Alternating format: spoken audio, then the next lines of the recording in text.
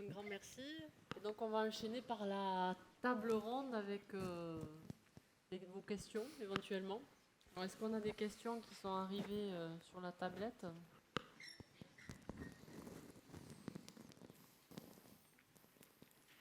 Sinon, si vous voulez commencer, messieurs les modérateurs.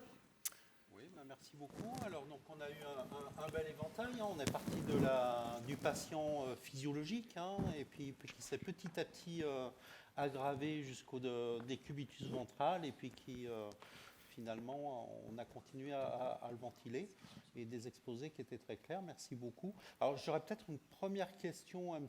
Constantin, là, qui nous a développé, si j'ai bien compris, donc le score ROX à la place du score accord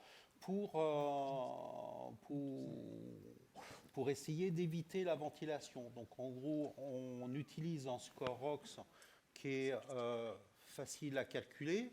On va dire, j'ai un patient qui a 90% de SAT, qui a 32 fréquences respiratoires, 0,5 de FiO2, ça nous fait à peu près, ça nous fait autour de 5. S'il augmente un peu sa fréquence respiratoire, il va se retrouver à un peu moins de 5. Donc a priori, ce patient-là, je ne vais pas l'intuber pour le moment. Et ce score ROX, il a été, il me semble, étudié au départ sur de l'hypoxémie pure, hein, c'est sur de la pneumopathie. Quand on utilise la VNI, on ne l'utilise pas forcément pour de la pneumopathie, hein, ça peut être pour du post-opératoire, on va vouloir augmenter les pressions. Est-ce qu'il va falloir changer les limites? Est-ce qu'il va falloir changer les bornes? Est-ce qu'on va un peu améliorer la courbe ROC, parce qu'on a une courbe ROC quand même sur le score ROX qui est, si je ne me trompe pas, aux alentours de 0,7, donc c'est pas forcément quelque chose qui est très déterminant. Mais c'est vrai que c'est beaucoup plus facile à utiliser que score accord, où je crois qu'il faut télécharger une application, c'est un peu compliqué quand même.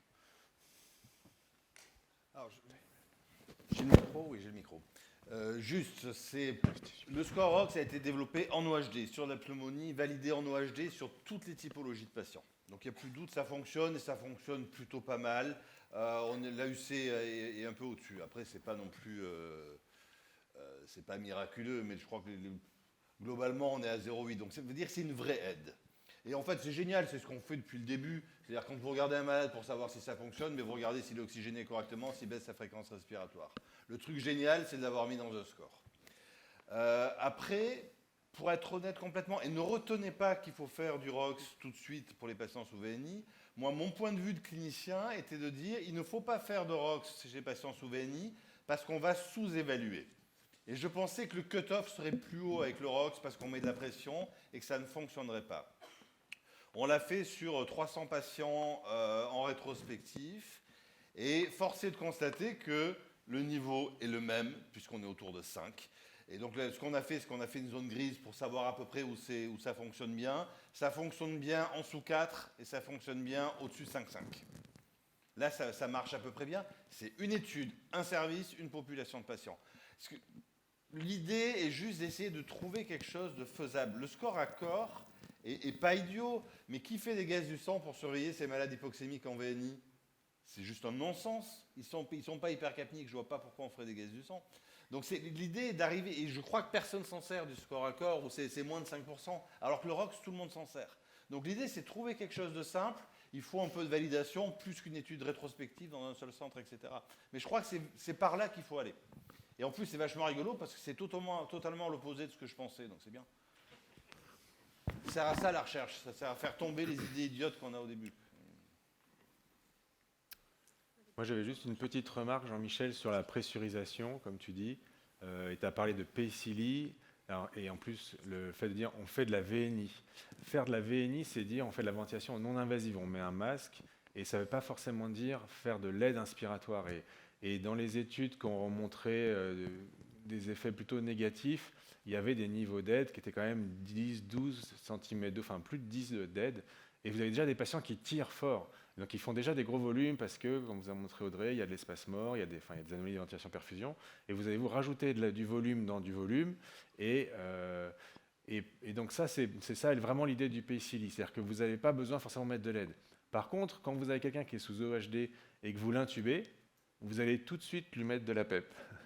Et pourtant, vous auriez pu l'intuber la veille ou peut-être tenir encore et l'intuber le lendemain. Donc vous êtes convaincu qu'il faut faire des petits volumes et de la PEP une fois qu'il est intubé. Mais les 12 heures où il est en train de ramer sous OHD, pourquoi s'en priver en fait? Moi j'ai un peu de mal avec je me dis, moi j'ai plutôt tendance j'aime bien l'OHD, je vais l'alterner avec de la CPAP. Dans le SDRA, on voit bien que quand il y a des lésions pulmonaires sur tous les modèles animaux et qu'on met de la PEP en ventilation spontanée, ça fait moins d'inflammation dans les poumons. Donc retenez quand même VNI, ça ne veut pas forcément dire aide inspiratoire, et que c'est vrai que pensez qu'après, une fois que vous l'avez intubé, vous allez en mettre de la PEP. Alors posez-vous la question, pourquoi vous ne l'avez pas fait avant? Enfin, j'ouvre toujours un peu la discussion comme ça, parce que je pense que voilà, c'est le traitement de l'œdème lésionnel, la pression expiratoire positive pour aérer, pour les lésions de ventilation mécanique, et effectivement, bouche ouverte, même à 60 litres, on n'arrive pas à faire une CPAP 5. Donc ça, c'est bien montré. Encore Laurent Brochard a fait un papier là, il n'y a pas longtemps. Ils ont fait, bon, là, comme il y avait à Montpellier, avec 60 litres ce coup-ci, et bouche ouverte, bouche fermée, et en mesure de pression, donc et comparé à de la CPAP. Et on ne peut pas dire que ça fait aussi bien que la CPAP quand même. Donc ça, je pense que c'est important de pas forcément vous mettre de l'aide. Et la pression motrice, donc la question de Jean-Michel au tout début, dites-vous qu'à 10 d'aide, plus la compliance du patient, plus il est grave, plus sa compliance est basse. S'il y a 6 000 kg, plus sa pression motrice est élevée. Vous comprenez que sa compliance est plus basse. Donc plus sa compliance est basse, pour faire 6 000 kg, si on prend 10 personnes qui ont la même taille et le même sexe, leur pression motrice est d'autant plus élevée que leur compliance est basse, sauf que quelle est la compliance du patient? C'est-à-dire que plus il est grave, pour un même volume courant et une même aide, vous n'êtes pas sûr de ne pas être délétère, en fait. C'est ça que je veux dire. Je sais pas si Et il faut rajouter l'effort inspiratoire dans le calcul. Non, mais je partage complètement ce que tu dis. Moi, j'ai un petit commentaire et une question. Alors, commentaire, moi, je vous remercie de ce discours sur la VNI parce que c'est clair qu'il y a une sacrée mode de l'OHD. On a l'impression que la VNI, il ne faut plus du tout en faire, alors que je continue à en faire, et notamment, par contre, en baissant l'aide quasiment le plus basse possible, parce qu'on voit qu'ils ont des VT énormes. Après, j'ai une petite question pour Adrien, son topo, là, j'ai une question plutôt très pratique sur la VSAI dans le SDRA. On sait que il y a pas mal de choses depuis des années, mais sur le plan pratique, je trouve ça pas facile, notamment sur les patients qui ont besoin 5, 10, 15 séances de DV quasiment tous les jours, et passer en VSAI, et notamment, alors, je ne sais pas comment vous faites, est-ce que vous laissez une PEP à 10, 12, 14 en VSAI, les DCAT ils se désadaptent assez facilement. Je sais que c'est là, tu veux dire entre les séances de DV? entre les séances. Non, alors, ce que j'expliquais, c'est que quand vous dites je vais arrêter de faire du DV, donc dans l'étude Proceva, il y a un effet sur la mortalité à partir de 2 séances. Donc on a fait 2 séances, voire 3. Si on veut arrêter, on voit bien, par exemple quand on fait du monitorage avec la tomographie, que si on sédate trop les patients, on met des curares et tout, et que finalement ils mettent 3 jours à retrouver une VS, c'est difficile. En gros, on est presque obligé de refaire une séance parce qu'ils vont perdre le bénéfice de rester passifs. Ce que je veux dire, c'est que l'idée aussi de Claude Guérin et de Jean-Michel, dit toujours, c'est vous passez du décubitus ventral pour aller vers la ventilation spontanée et garder cette aération grâce à la contraction du diaphragme. Je ne dis pas qu'il faut faire du VLAVS entre les séances. Non, mais par exemple, si tu Je dis qu'il faut anticiper. Ouais, voilà, mais tu te donnes 24, 48 heures avant. Enfin, il consolide sa séance le lendemain ou le soir, tu n'as pas besoin. Je trouve ça toujours des. Moi, j'aimerais le retourner le matin et qu'il soit en aide l'après-midi. En fait, c'est ça c'est pas fin. Non, je dis que c'est un objectif, mais ça veut dire que parfois, il faut avoir arrêté la sédation le moment où tu le mets en DV. Ouais. Parce qu'à son âge, avec sa clairance rénale, on a vu la morphine, tout ça, enfin, pour toutes ces raisons. Donc, il faut avoir toujours un peu une longueur d'avance. Et ça, moi, c'est ça que je dis, c'est que ça se trouve, et c'est ce que je fais. Alors, je peux couper la sédation au moment où je mets un DV à 18h, parce que je me dis qu'avec le gain le lendemain, je vais essayer d'aller. Alors que s'il est encore sédaté pendant 2 jours, je vais me dire que je vais rester comme ça, et peut-être il va reperdre le bénéfice parce que je suis toujours en apnée. Je vais refaire une séance le lendemain, le temps qu'il cuve sa sédation. Je trouve que sédation, curare et DV, dans les études négatives sur les DV, il y avait probablement trop de sédation et de... Non, ça c'est sûr. Mais je trouve la place de la VSA, j'ai toujours du mal à le faire aussi précocement que j'aimerais le faire. Tu le fais quand tu as les prérequis, c'est-à-dire qu'on est quand même, on arrête de faire du DV parce que tu as tes 10 de PEP, 60% d'FiO2, au-dessus de 150 de PF. Donc tu te serais autorisé si tu pouvais, mais il faut que tu n'aies plus la sédation qui t'en empêche. Bien sûr. Ouais. Voilà. Mais c'est pas, effectivement, c'est une volonté, c'est pas toujours possible.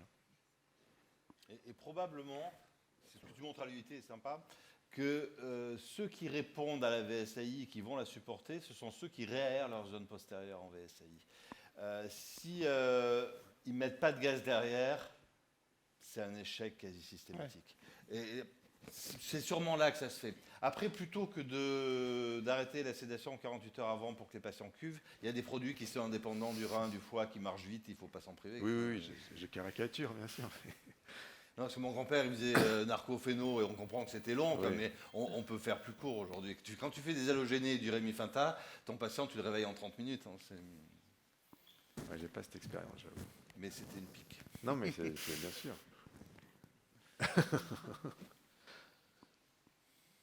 Est-ce qu'il y a des questions dans la salle, des commentaires sur vos pratiques, un peu générales, hein, sur l'insuffisance respiratoire aiguë et les utilisations que vous voyez soit dans les services pour les plus jeunes, soit des choses où pour vous ça paraît pas clair. Oui. François.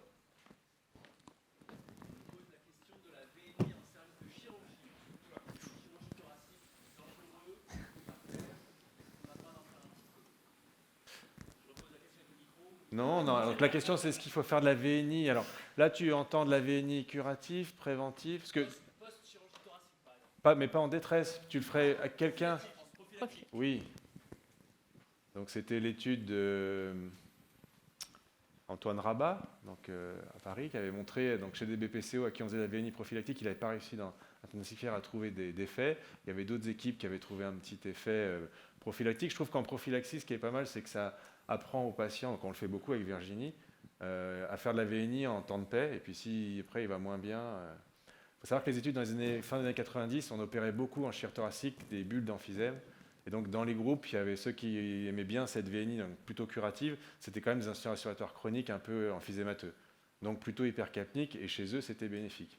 Après, donc ça c'est sur l'intérêt. Donc en curatif, en chir thoracique, il y a une étude, un GRCM qui montre une diminution de mortalité, mais à l'époque c'était beaucoup de BPCO et donc c'était la VNI du BPCO, pas forcément l'IRA hypoxémique d'un post-nodule de 50 ans découvert à la médecine du travail qui fait une pneumopathie. Là on reste dans le cadre dont vous a parlé Jean-Michel. Je ferai de la VNI mais pas forcément de l'aide, je mettrai plutôt de la PEP et de l'OHD en alternance.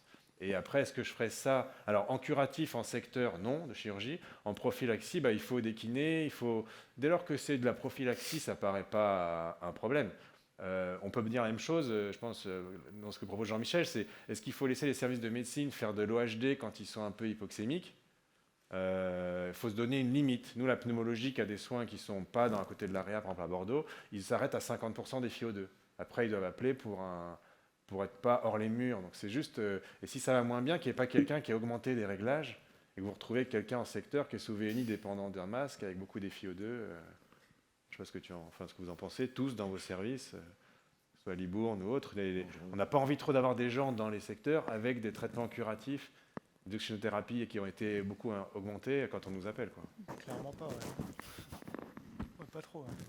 Mais ça, après, nous, en chir thoracique, on mettait des gens avec des trachéotomies, de la VNI, de la ventilation, des ventilateurs. Enfin, c'est parce que c'était collé à l'AREA et du personnel qui était habitué.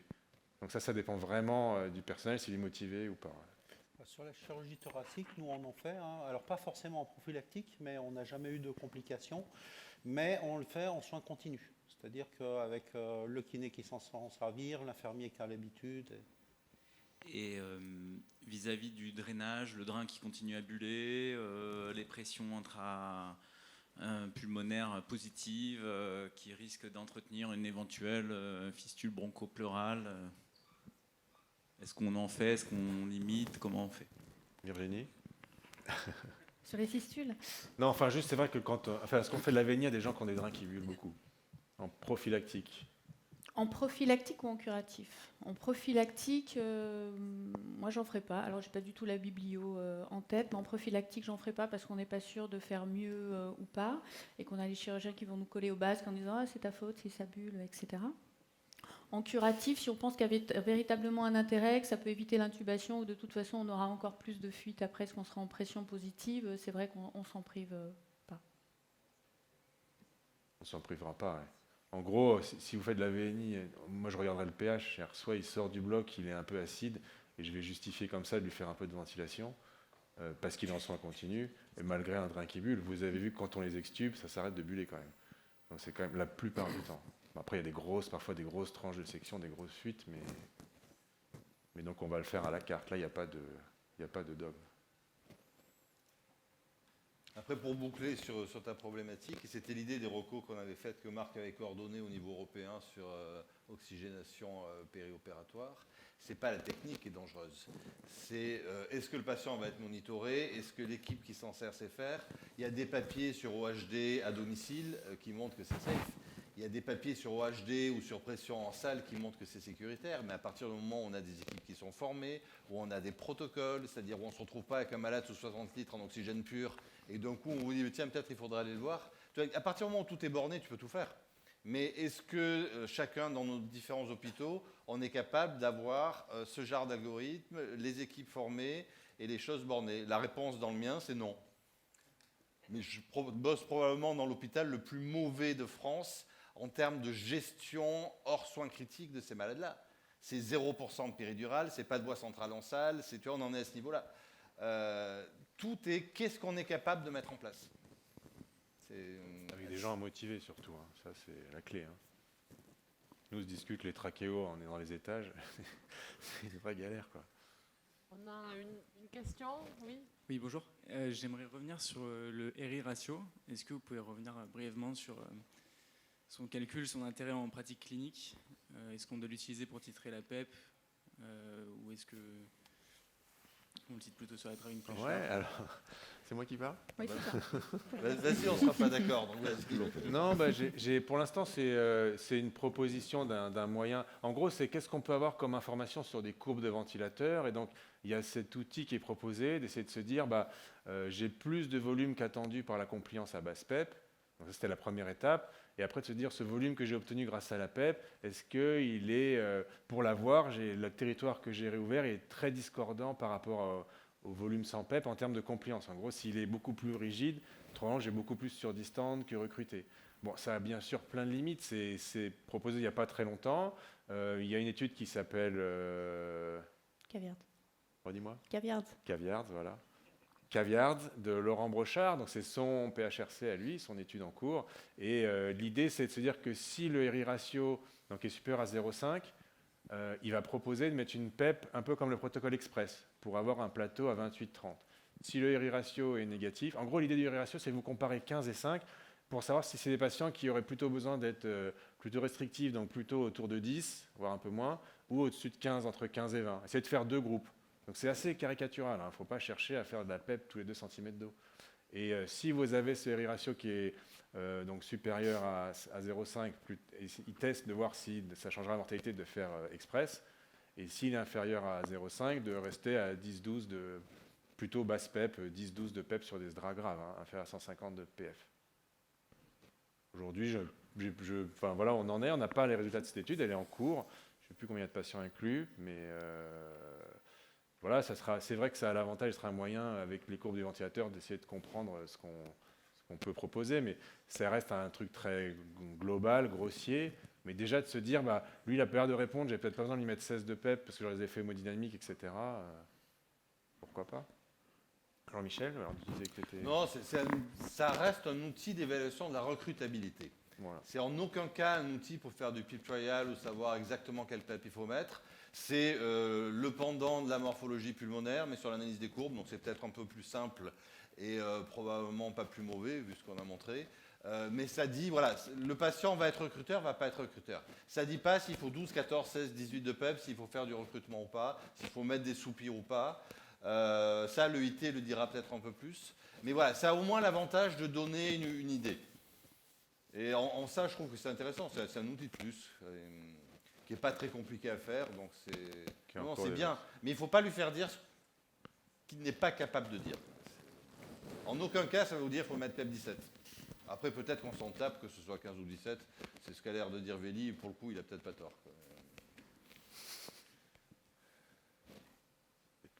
Eh bien, est-ce qu'il y a encore d'autres questions? Il nous reste 1 minute. Sinon, on va pouvoir conclure la session, peut-être. Bon, un très grand merci à tous les orateurs et surtout aux internes qui ont vraiment très bien introduit ces topos. Merci pour l'organisation. Et Adrien, si tu veux rajouter quelque chose. J'espère qu'on vous a un peu on voulait essayer d'un peu homogénéiser la vision sur ces outils qu'on propose et d'avoir une prise en charge qui est à peu près, où on voit un peu ce qu'on fait. Je pense que c'est très important ce qu'a dit Jean-Michel, il faut comprendre ce qui se passe pour proposer des choses. On n'aura pas de réponse avec toujours les grandes études. On va essayer juste de comprendre les tiroirs de la physiopathologie, comme vous a montré Audrey, les réglages, comme vous a montré Virginie, les différentes techniques qu'on peut avoir avant d'être intubé. Pas faire qu'une séance de DV pensant que ça suffit. Souvent, ça suffit pas. Voilà.